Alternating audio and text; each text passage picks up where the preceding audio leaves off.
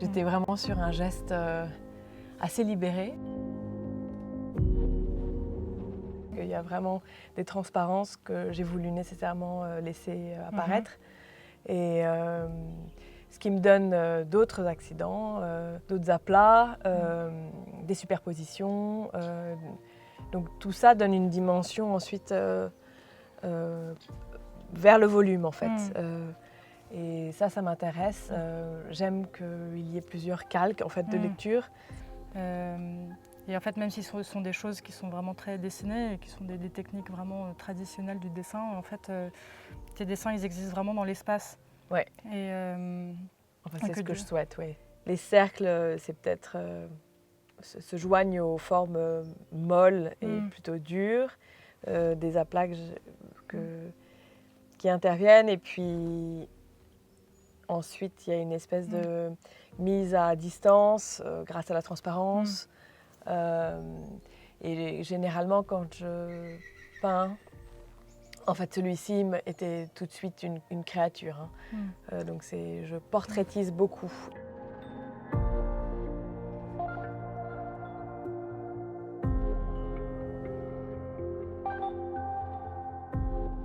J'ai commencé à additionner beaucoup de choses.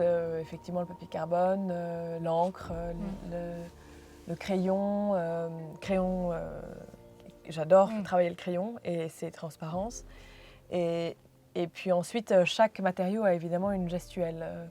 Donc j'ai beaucoup travaillé sur les matériaux, comment on transforme par exemple le verre, la transparence du verre, la lumière qui s'oriente. Donc tout ça m'a aussi aidé à comprendre un volume, les volumes en tout cas. Ça c'est sûr que j'ai... Et le mouvement. Et je sais que dans mon travail, je pense mener aussi des histoires. Je travaille nécessairement avec 4 ou 5 feuilles blanches devant moi, comme un storyboard. Un dessin qui est relativement simple, mais c'est la gestuelle du papier carbone en fait. Et sur une espèce de mécanique, quelque chose de flottant, des plumes, il y a beaucoup de... Donc ça donne le rythme en fait, c'est vraiment les premières gammes. Oui, puis on revient à Watch the Music et au fait que Watch the Music c'était aussi montrer le rythme. C'est pas très loin, exactement. C'est pas loin de cette période-là en fait. Donc ensuite j'ai fait comme l'éclatement, comme dans la première des œuvres, des grandes œuvres. Et puis l'équilibre. Alors ça c'est, est-ce qu'il y a le même équilibre dans un rythme qui a la même patte et le même geste? Et si on introduit un élément nouveau, comment retrouver l'équilibre en fait? Bloquer mon cerveau ou faire une petite blague à mon cerveau, genre juste pour te rebalancer. Pour me rebalancer. Hop, on reprend l'équilibre, c'est centré, mais il y a des choses qui peuvent partir.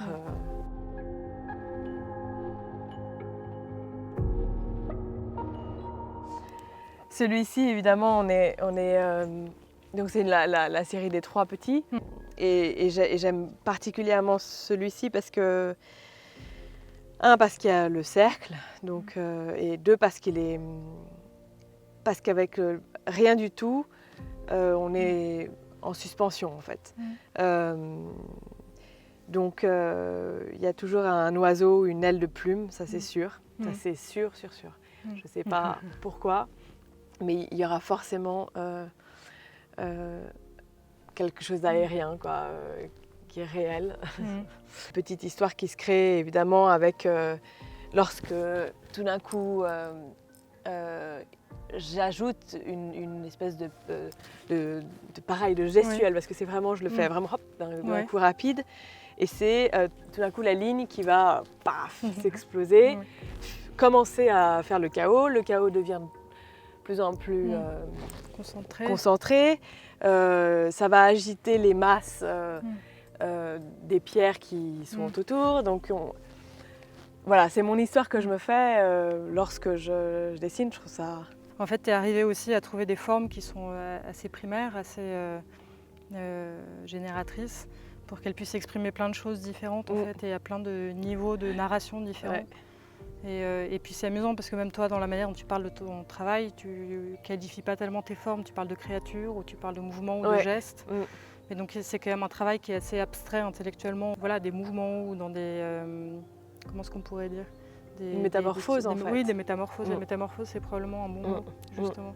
Et de la manière dont les choses s'influencent les unes les autres, et de la manière dont une chose en génère une autre, et à la fois dans le monde organique, mais aussi dans le monde minéral, et puis dans le monde sensible aussi, je pense que c'est important de le dire.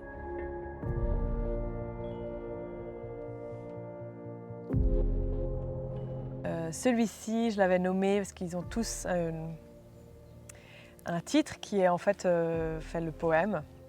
Que donc chaque titre en fait c'est un bout de phrase et que mis bout à bout ça fait un poème. Exactement. Que tu as écrit toi en fait. L'autre est en haut et l'autre est en bas, mais ça peut être l'inverse.